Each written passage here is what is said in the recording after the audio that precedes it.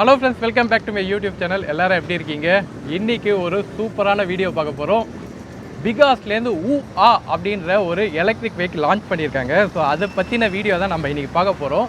So இதுதான் அந்த model. So இது வந்து ஒரு டிஃப்ரெண்ட்டான மாடல், டிஃப்ரெண்ட்டான பேரில் அண்ட் பட்ஜெட் ப்ரைஸில் கொண்டு வந்திருக்காங்க. ஸோ இதை பற்றின விஷயங்கள் வந்து ஓனரோடையே சேர்ந்து நம்ம பேச போகிறோம். இது வந்து ஒரு லோ ஸ்பீட் வெஹிக்கிள் தான். ரொம்ப பெர்ஃபார்மன்ஸ்லாம் இதில் எதிர்பார்க்காம ஒரு ஆவரேஜ் ஸ்பீடில் ஓரளவுக்கு டீசெண்டாக ஒரு 100 கிலோமீட்டருக்குள்ளே ஒரு ரேஞ்சு கொடுக்குற சிட்டி பர்பஸுக்கு யூஸ் பண்ணுறதுக்கான ஒரு வெஹிக்கிளை டிசைன் பண்ணியிருக்காங்க. பேர் தான் கொஞ்சம் வித்தியாசமாக அப்படின்னு வச்சுருக்காங்க. அதை பற்றின விஷயங்கள் நமக்கே தெரில ஏன் அப்படி வச்சுருக்காங்க அப்படின்றது.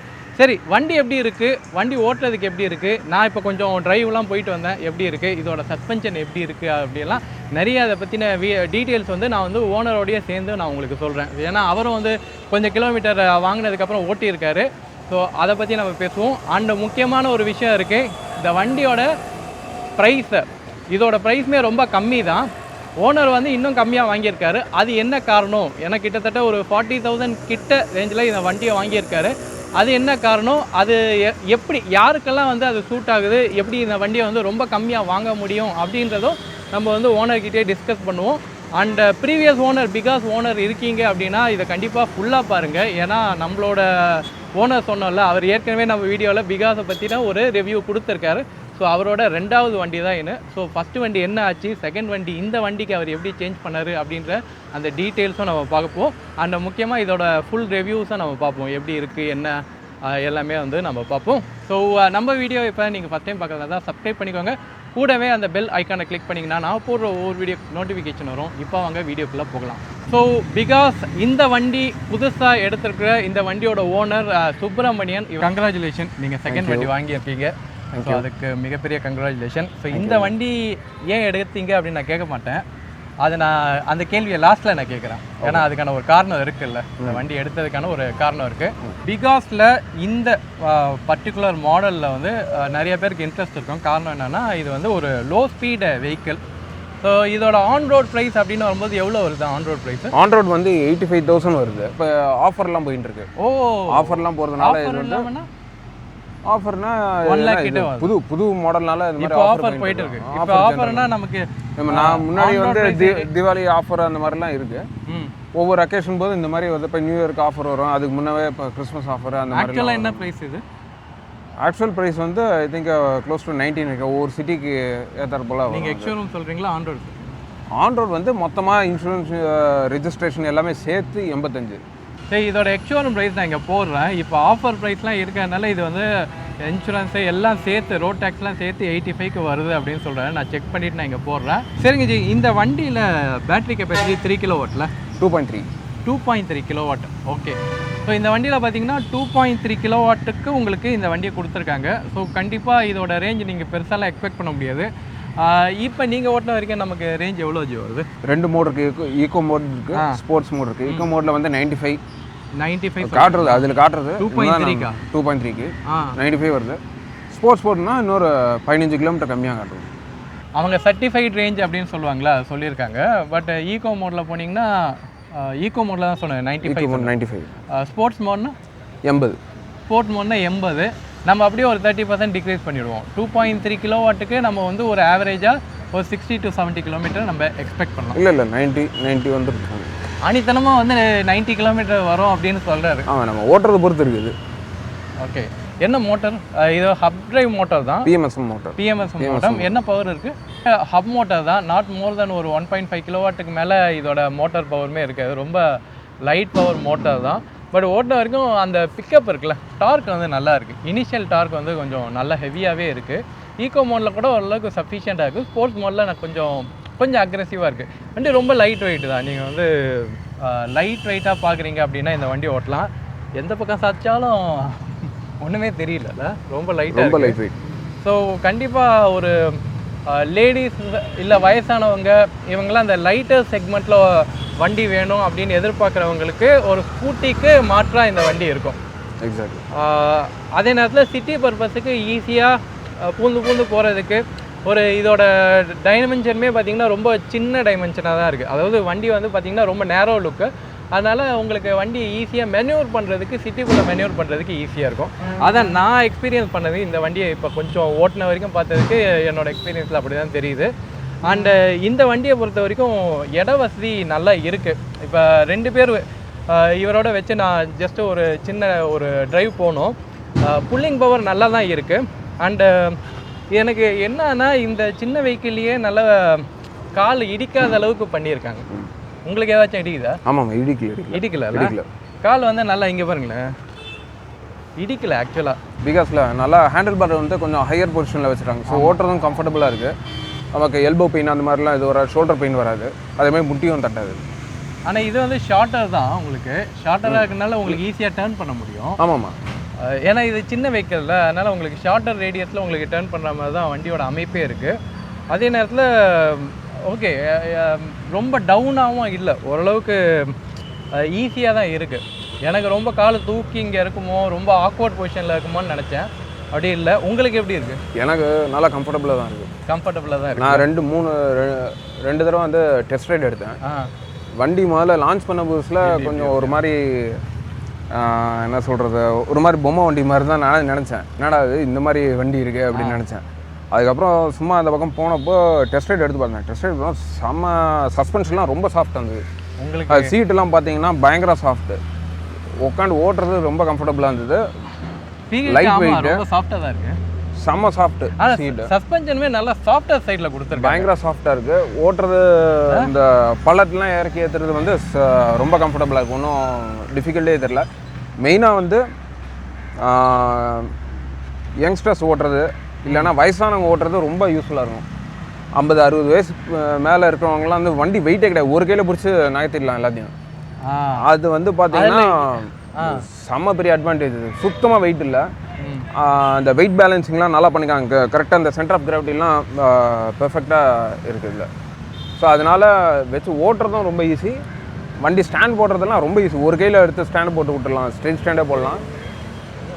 அதே மாதிரி இதான் சீட்டு குஷனும் செம்மையாக இருக்குது. லேடிஸ் ஓட்டுறது, வயசானவங்க ஓட்டுறதெல்லாம் ஈஸி, பெஸ்ட்டாக சொல்லிடலாம். டிவிஎஸ்ஸாக நீங்கள் ஸ்கூட்டியெல்லாம் ஓட்டியிருப்பீங்க, ஸ்கூட்டி பெப்ளஸ், அதுக்கப்புறம் இப்போ ஜெஸ்ட்டு அதெல்லாம் வரும்போது இது வந்து அதோட எலக்ட்ரிக் வெர்ஷன் மாதிரி இது பண்ணிக்கலாம்.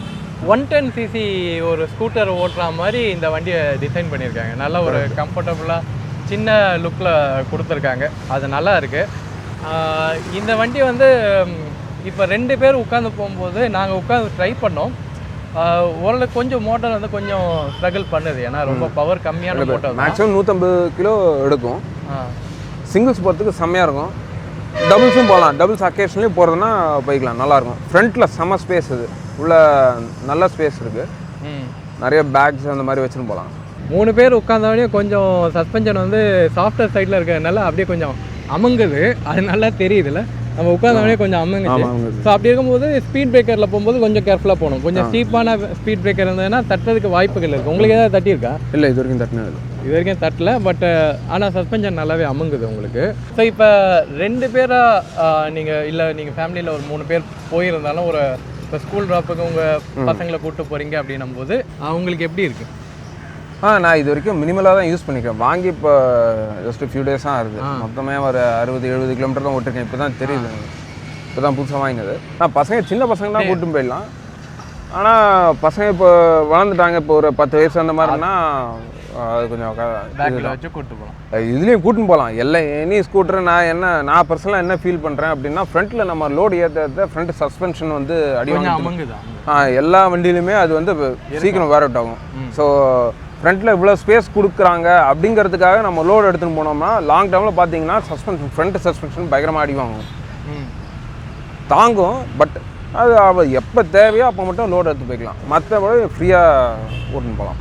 ஸோ சஸ்பென்ஷனை பொறுத்த வரைக்கும் இப்போ நம்ம 3 பேர் உட்காந்து பார்த்தோம். லைட்டாக உங்களுக்கு வந்து கொஞ்சம் டவுனில் போகுது. நார்மலி இந்த சஸ்பென்ஷன் வந்து சாஃப்ட்வேர் சைடில் இருக்குது. ஸோ வண்டியை வாங்கினீங்கன்னா பெருசாக உங்களுக்கு முதுகு வலியெல்லாம் இருக்காது. முதுகு வலி ஏதாச்சும் இருக்கா இந்த வண்டி? அது வரைக்கும் ஓட்டின வரைக்கும் கம்ஃபர்டபுளாக தான் இருக்குது. நீங்கள் இவர் இப்போ தான் வண்டி எடுத்திருக்காரு. நானே இப்போ தான் கொஞ்சம் டெஸ்ட் ட்ரைவ் அப்படி இப்படி நான் போனோம். ஓகே, ஓட்டின வரைக்கும் எனக்கு வந்து சாஃப்ட்வேர் சைடில் இருக்குது. இப்போ பெருசாக மேடுப்பங்க பள்ளங்களில் நீங்கள் சிட்டி ரோட்டில் நீங்கள் போகும்போது ஓரளவுக்கு டேக்கிள் பண்ணோம். ஓகே, அண்டு பெரிய பள்ளம் வந்ததுன்னா அது கண்டிப்பாக தெரிய தான் செய்யும். ஏன்னா இது ஃப்ரேமே பார்த்தீங்கன்னா சின்ன ஃப்ரேம் தான். அப்படி இருக்கும்போது ஒரு பெரிய பள்ளத்தில் நீங்கள் வந்து ஸ்பீடாக ஏற்றி இறக்குனீங்கன்னா சஸ்பென்ஷனுமே அடி வாங்குறதுக்கும் உங்களுக்கு வாய்ப்புகள் இருக்குது. ஓகே, ஸோ அதை வச்சு நீங்கள் போகணும். அண்டு 3 பேர் ட்ராவல் பண்ண முடியும் அப்படின்ற பாசிபிலிட்டி காமிச்சோம். ஒரு ரேர் சினாரியோவில் நீங்கள் வந்து ஒரு 10 கிலோமீட்டருக்குள்ளே ஸ்கூலுக்கெல்லாம் விடணும் அப்படின்னா நீங்கள் வந்து யூஸ் பண்ணலாம்.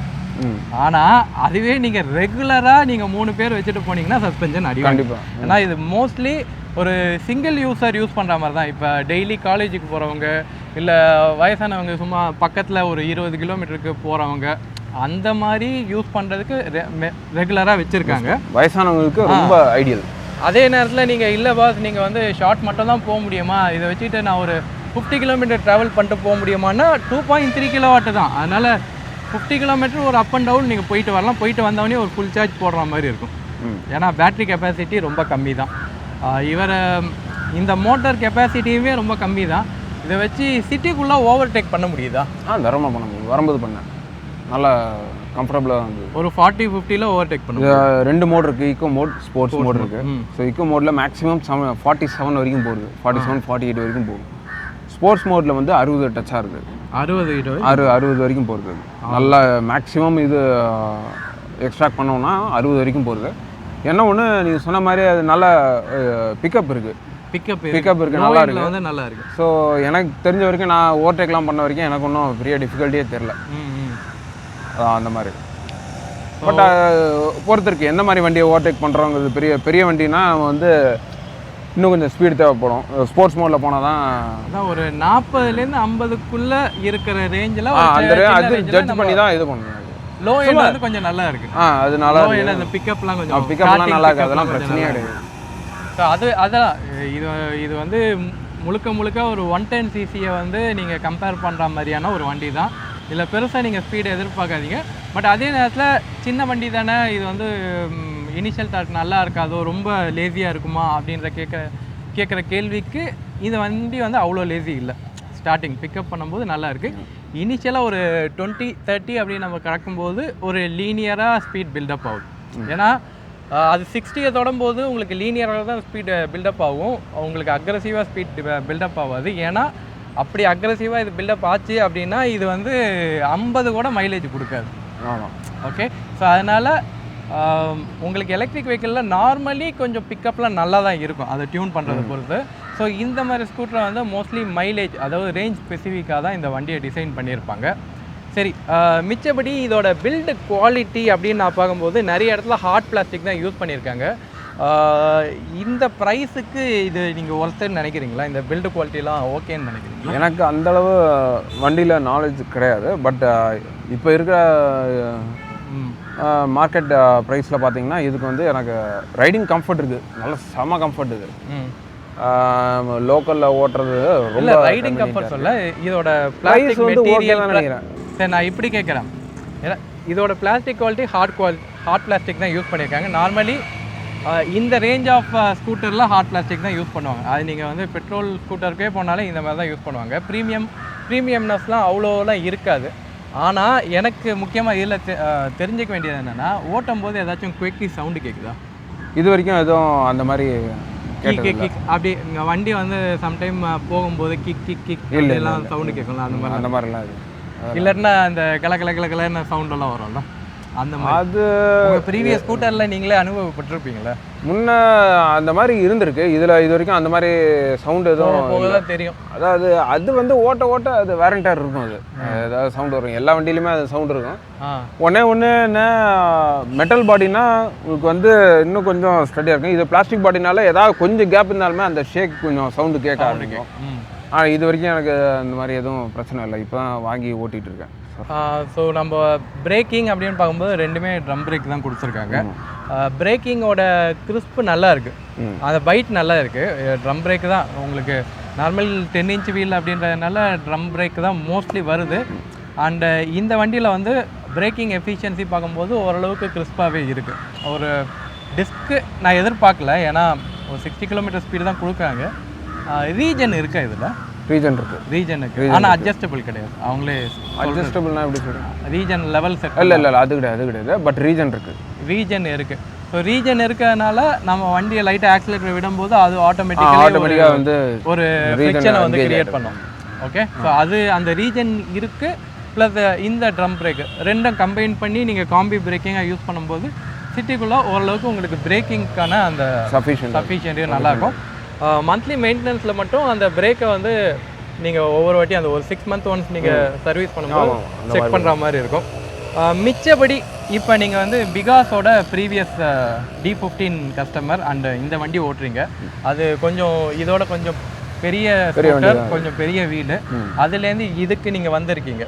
ஓகே, ஸோ நீங்கள் ப்ரீவியஸாக பிகாஸ் ஓனராக இருக்கும்போது என்னெல்லாம் உங்களுக்கு கசப்பான அனுபவங்கள் இருந்தது, அதை இந்த வண்டியில் அவங்க ஃபிக்ஸ் பண்ணிட்டாங்களா? D15 இது டேரெக்டாக கம்பேர் பண்ண முடியாது. ஏன்னா அதில் வந்து ப்ரைமரிலி பெரிய வீல் இது. ஸோ அது வந்து வேறு கேட்டகரி, மொபட் கேட்டகரியில் வரும். இது வந்து ஸ்கூட்டர் கேட்டகரியில் வரும். ஸோ அது இதுவும் டேரெக்டாக கம்பேர் பண்ண முடியாது. ஓகே, D15 வாங்கின போது வந்து பார்த்தீங்கன்னா பிகாஸ் வந்து இனிஷியல் ஸ்டேஜஸில் இருந்தாங்க. அப்போது இப்போ D15 வந்து வந்த புதுசில் வாங்கியிருந்தது. ஸோ அதனால் பார்த்தீங்கன்னா அதில் இனிஷியல் ஃபஸ்ட் வெர்ஷனால கொஞ்சம் கிளிச்சஸ் இருந்தது. அதுக்கப்புறம் அவங்க இது பண்ணிட்டாங்க. இப்போ வந்திருக்கு RUV கூட நல்லா, RUV 315 அது வந்து செம்ம ஸ்டடியாக இருக்கும். D15 பார்த்தீங்கன்னா அண்டர் சீட் ஸ்டோரேஜாக கிடையாது. அந்த கான்செப்ட் சீட்டை தூக்கினோம்னா ஃபுல்லாக பேட்டரி தான் இருக்கும். ஸோ உள்ளே எதுவும் ஸ்டோர் பண்ண முடியாது. எனக்கு சில சமயத்தில் அது கொஞ்சம் கஷ்டமாக தான் இருந்தது. அண்டர் சீட் ஸ்டோரேஜே இல்லாமல் இதில் எப்படி இருக்குது அண்டர் சீட் ஸ்டோரேஜ்? இதில் வந்து கொஞ்சம் 21 லிட்டர் கொடுத்துருக்காங்க. இதில் வந்து பார்த்தீங்கன்னா உள்ள சார்ஜர் வச்சுக்க முடியுது. சார்ஜர் வச்சுக்கலாம், சில டாக்குமெண்ட்ஸ் வச்சுக்கலாம். 21 லிட்டர். ஸோ இங்கே உங்களுக்கு பேட்டரி வந்துடும். அது பேட்டரி ரிமூவபிளா? ரிமூவபிள். பேட்டரி ரிமூவபிள் கீ போட்டு இது பண்ணியாச்சுன்னா இது ரிமூவ் பண்ணிட்டு உள்ளே போய் வீட்டில் போய் சார்ஜ் பண்ணிக்கலாம். வீட்டில் போட்டு சார்ஜ் பண்ணிக்கலாம். LFP பேட்டரி இது. ஓகே. ஸோ இவங்க இதில் வந்து ஃபுல்லாகவே இப்போ LFP மாற்றிட்டாங்க. எதுவுமே லித்தியம் அயன் எதுவும் இப்போ புதுசாக வர எல்லா சீரீஸுமே LFP வருது. அதே மாதிரி இதில் தான் நிறைய ஃபீச்சர்ஸ்லாம் வச்சுருக்காங்க, சேஃப்டி ஃபீச்சர்ஸ்லாம் வச்சுருக்காங்க. முன்னாடியே பேட்டரி மேனேஜ்மெண்ட் சிஸ்டம்லாம் அவங்க ரொம்ப நல்லா இருக்குது. இது வரைக்கும் இந்த ஃபயர் ஆக்சிடென்ட் அந்த மாதிரி எதுவுமே கிடையாது. பிகாஸில் பார்த்தீங்கன்னா எந்த மாதிரி இன்சிடென்ட்டுமே இது வரைக்கும் நடந்தது கிடையாது. அந்த BMSல வந்து அவங்க நல்லா அத்தாரிட்டியாக இருக்காங்க. அதே மாதிரி இது சொன்ன மாதிரி இது அண்டர் சீட் ஸ்டோரேஜ் இருக்குது. D15ல் மெயினாக எனக்கு மிஸ் பண்ணது வந்து அண்டர் சீட் ஸ்டோரேஜ். ஏன்னா சில நேரம் மழை நேரத்தில் வரும்போது சில நேரம் லேப்டாப் இருக்கும், ஃபோன் இருக்கும், அதெல்லாம் வைக்கிறதுக்கு இடம்லாம் ரொம்ப கஷ்டப்பட்டுருக்கேன். இதில் வந்து கரெக்டாக அந்த 14 inch லேப்டாப்னா அப்படியே உள்ளே வைக்கலாம், கரெக்டாக ஃபிட் ஆகும். அது ஒரு கவர் மட்டும் போட்டு உள்ளே வச்சிடலாம். அது அதே மாதிரி அதில் பார்த்தீங்கன்னா வண்டி ஸ்டடியாக இருக்கும். அது ஏன்னா மெட்டல் பாடி 16 inch வீல்னால அது வந்து ஸ்டடியாக இருக்கும். இதில் வந்து நம்ம கொஞ்சம் சாஃப்டாக தான் ஓட்டணும். அது நம்ம முக்கால்வாசி லோக்கல் பர்பஸ் தான் ஓட்டணும். ரொம்ப ஸ்பீடு 40-50 வரைக்கும் மேக்ஸிமம் ஸ்பீடு போகலாம். தேவைப்பட்டால் ஸ்பீடு போய்க்கலாம். லேடிஸ்க்கு வந்து ரொம்ப ஈஸியாக யூஸ் பண்ணுவாங்க. இதை பாருங்கள், இந்த ஒருத்த கையில் வந்து ரொம்ப ஈஸியாக மூவ் பண்ணிக்கலாம். இதெல்லாம் வந்து D15 RUVலாம் வந்து கொஞ்சம் கஷ்டம் இருக்கும். ஸ்டாண்ட் LFP இருக்கிறதுனால பேட்டரியோட வெயிட் LFP வந்து லித்தியம் அயனோட கொஞ்சம் வெயிட் ஜாஸ்தி. ஒரு 2 கிலோ 2.3 வந்து எந்த அளவுக்கு வெயிட் 20 கிலோ கேரி பண்ண முடியும். 20 கிலோ இருக்கு. இப்போ வீட்டில் இருக்க லேடிஸால எடுத்து சார்ஜ் பண்ண முடியுமா? கையில் இப்படி பண்ணணுமா? எடுத்துட்டு தான் சார்ஜ் பண்ணணும்? இல்லை இப்படியே வச்சு சார்ஜ் பண்ணலாம். அது இப்படி தூக்கி போகிறது ஈஸி. அதுலேருந்து எடுக்கும்போது மட்டும் ஒருத்தர் ஸ்ட்ரென்த்தை பொறுத்து இருக்குது. அது கொஞ்சம் கை ஸ்ட்ராங்காக இருந்ததுன்னா சப்போர்ட் வாங்கி தான் நம்ம ஒன்ஸ் எடுத்து கீழே வச்சாச்சுன்னா அதுக்கப்புறம் எடுத்துகிட்டு போயிடலாம். ஸோ இவர் சொன்ன ஒரு முக்கியமான ஒரு விஷயம், இதில் ஹைலைட்டடாக பேச போகிறது LFP battery, lithium ferrophosphate battery. So அது வந்து கம்பேரிட்டிவ்லி NMC பேட்டரியோட லைஃப் கூட அப்படின்றது. ஸோ இவர் பிகாஸில் இது வரைக்கும் இருந்த பழைய ஸ்கூட்டரில் பார்த்திங்கன்னா அவங்க NMC செல் தான் யூஸ் பண்ணியிருந்தாங்க. பிகாஸ் கொஞ்சம் கொஞ்சமாக பார்த்திங்கன்னா இப்போ LFP பேட்டரிக்கு மூவ் ஆகிட்டாங்க. ஸோ அது ஒரு நல்ல விஷயம். ஸோ ஐ ஹோப் இந்த வண்டியில் வந்து கொஞ்சம் லைஃப் இருக்கும் அப்படின்னு நம்ம எதிர்பார்க்கலாம். பழைய ஜெனரேஷனோட கம்பேர் பண்ணும்போது பட்ஜெட் ஆன் ரோடு 85 எடுத்தது. அது வந்து பார்த்தீங்கன்னா ஆன் ரோடு 85க்கு இப்போ நீங்கள் வாங்கினீங்கன்னா 85, இப்போ வாங்கினீங்கன்னா 85. இந்த பட்ஜெட்டுக்கு நல்லா ஒர்த்தாக தான் அப்படின்றீங்க. அண்டர் சீட் ஸ்டோரேஜ் வருது, LFP பேட்டரி வருது. இது வந்து லேடிஸ்க்கு வந்து ஐடியல். அவங்க பார்த்தாங்கன்னா கண்டிப்பாக உடனே வாங்கி கொடுன்னு சொல்லிடுவாங்க. அந்த அளவுக்கு முதல்ல பார்க்கும்போது ஜென்ஸ் யூஸ்வலி பார்க்கும்போது என்னடா அது கொஞ்சம் ஒரு மாதிரி நமக்கு கொஞ்சம் ரக்கடாக இருக்குங்க. அந்த மாதிரி கொஞ்சம் தெரியும். ஆனால் லேடிஸ்லாம் பார்த்தீங்கன்னா உடனே வண்டி வேணும்பாங்க. வயசானவங்களுக்கு வந்து பெஸ்ட்டு வேறு கண்ணு முடின்னு வாங்கிக்கலாம். அந்த அளவுக்கு கான்ஃபிடென்ட்டாக சொல்லுவேன்.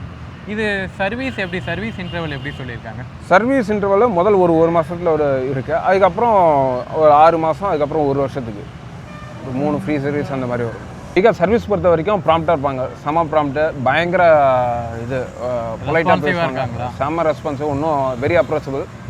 பார்ட்ஸ் அவைலபிலிட்டிலாம் வச்சுருக்காங்களா? ரெடியாக இருக்கும். ரெடியாக இருக்கும். இப்போ கஸ்டமர் சொல்கிறாரு, இது எல்லாமே வந்து கஸ்டமர் சொல்கிறத பொறுத்து தான்.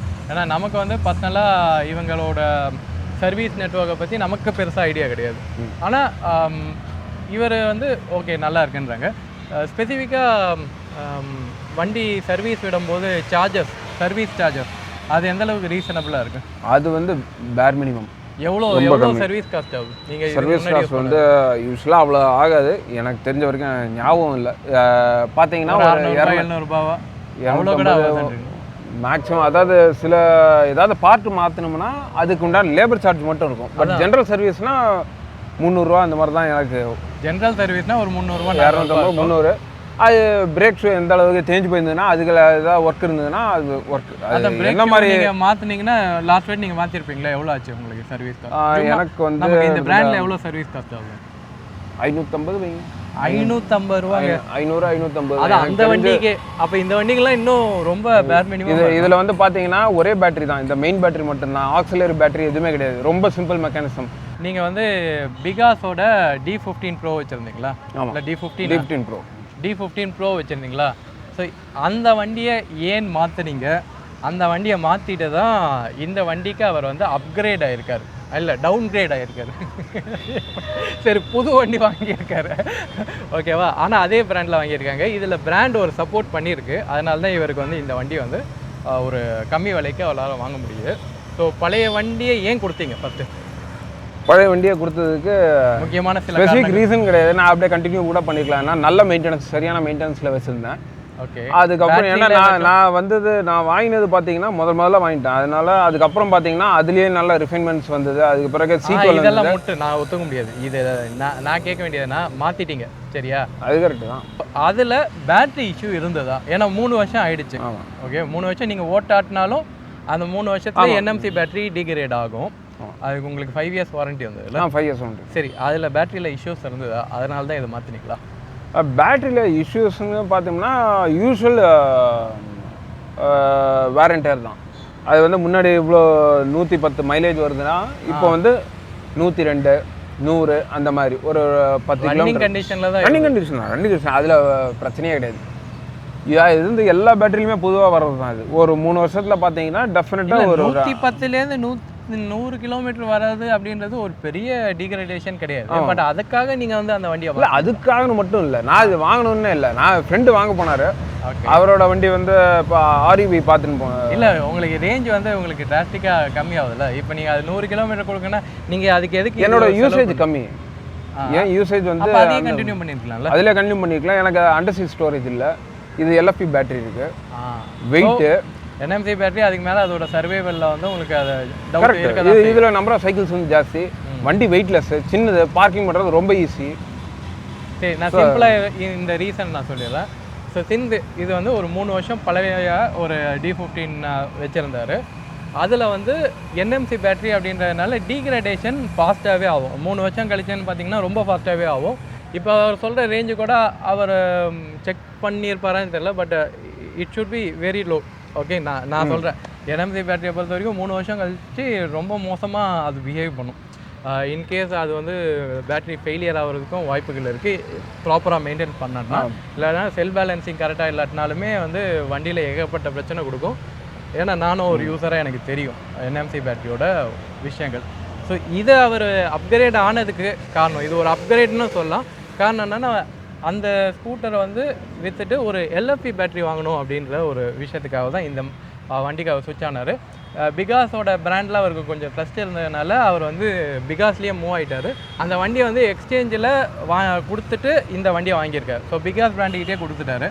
ஸோ அதுக்கு வந்து ரன்னிங் கண்டிஷனில் இருக்கிறதுனால அந்த வண்டிக்கு ஒரு வண்டி வாங்கி வந்து ஒரு 40% வரைக்கும் எக்ஸ்சேஞ்ச் இருந்து ரீசேல் வேல்யூ. ஸோ நீங்கள் வண்டி 1 லட்சத்துக்கு வாங்கினீங்கன்னா இப்போ ஒரு 40,000 ரூபாய்க்கு எடுத்துக்கிட்டேன். அந்த ரேஞ்ச் இருக்கும், அந்த ரேஞ்சுக்கு எடுத்துக்கிட்டேன், depending on the condition of the vehicle. So 3 வருஷம் கழிச்சு எலக்ட்ரிக் வெஹிக்கிள் எவ்வளோ போகும்னு கேட்குறீங்களா? பிராண்ட்லேருந்து இந்த மாதிரி சப்போர்ட் கொடுத்தா நல்லாயிருக்கும். ஸோ இது ஹாப்பி ஆக்சுவலாக. இந்த வண்டி வந்து இப்போ இவர் வாங்கின ப்ரைஸ் அப்படின்னு பார்க்கும்போது இது 40,000 இந்த ப்ரைஸோட நான் எக்ஸ்ட்ரா அவ்வளோ போட்டேன். எக்ஸ்ட்ராவாக 40,000 கொடுத்து வாங்கியிருக்காரு. ஸோ அந்த வண்டியை கொடுத்துட்டு எக்ஸ்ட்ராவாக 40,000 கொடுத்து இந்த வண்டி வாங்கியிருக்காரு. ஸோ இது வந்து ஒரு பெரிய ராக்கெட் சயின்ஸ்லாம் கிடையாது. பழைய வண்டி பிகாஸை கொடுத்து இந்த வண்டி எடுத்துக்கிட்டாங்க. ஸோ உங்ககிட்ட பிகாஸில் வண்டி இருக்குது, உங்களுக்கு வந்து அதில் அந்தளவுக்கு சாட்டிஸ்ஃபேக்ஷன் இல்லை, நீங்கள் வந்து புது வண்டி போகலாம் அப்படின்னா நீங்கள் பிகாஸ்கிட்டே நீங்கள் கேட்டு பாருங்கள் வண்டியில் வந்து அவங்க எக்ஸ்சேஞ்ச் பண்ணிக்கிறாங்களா இல்லையா. அவங்க பெட்ரோல் வண்டியும் எடுப்பாங்க. பெட்ரோல் வண்டியும் எடுத்துக்கிறாங்களா? பெட்ரோல் வண்டி இருந்ததுனால எக்ஸ்சேஞ்ச். ஆனால் அவங்க வண்டி எடுத்துக்கிறது தான் பெரிய விஷயம். ஏன்னா அதையே எடுத்துக்கிறாங்களா. எலக்ட்ரிக் வண்டியே சில பிராண்டில் வந்து அவங்க வண்டியை அவங்க எடுத்துக்க மாட்டாங்க. இதில் இன்னொரு விஷயம் என்னென்னா, எனக்கு வந்து முதல் 3 வருஷம் வந்து வாரண்ட்டி இருக்குது. நான் வாரண்டி இதோட வாரண்டி 3 வருஷம் வாரண்டி. எக்ஸ்டெண்டட் வந்து பேட்டரிக்கு மட்டும் வரும். எவ்வளோ? பேட்டரி மோட்டருக்கு 5 வருஷம் வருது. ஸோ இதுக்கும் ஒரு 5 இயர்ஸ் வாரண்டி கொடுத்துருக்காங்க எல்எஃப்பி பேட்டரி. இதுவும் வந்து ஒரு பேர் மினிமம் ஒரு 5 இயர்ஸ் 6 இயர்ஸ் வரைக்கும் இந்த வண்டியை நீங்கள் ஒரு லோ டிஸ்டன்ஸ் ட்ராவலில் நீங்கள் யூஸ் பண்ணலாம். நம்ம ஃப்ரெண்ட் சொன்ன மாதிரி தான் இந்த வண்டியில் வந்து 3 கிலோவாட் பேட்டரியோடையும் வருது. ஓகே, நீங்கள் டெஸ்ட் ட்ரைவ் பண்ணி பாருங்கள். உங்களுக்கு இது ஒர்த்தாக இருக்குது, இந்த வண்டி வந்து அஃபோர்டபுளாக இருக்குது, இந்த சர்வீஸ் உங்களுக்கு பிடிச்சிருக்கு அப்படின்னா இந்த வண்டியை வந்து நீங்கள் சூஸ் பண்ணிக்கலாம். இது வந்து நியர்பை சில ஷோரூம்ஸ் நம்ம இங்கே அண்ணா நகரில் பார்த்தீங்கன்னா கீழ்பாக் பிரான்ச் இருக்குது, போரூரில் ஒரு பிரான்ச் இருக்குல்ல, போரூரில் இருக்குது. இது மாதிரி செலக்டடாக சில இடங்கள் இருக்குது, மேடவாக்கங்களில் இருக்குது. நீங்கள் போய் டெஸ்ட் ட்ரைவ் பண்ணி பாருங்கள்.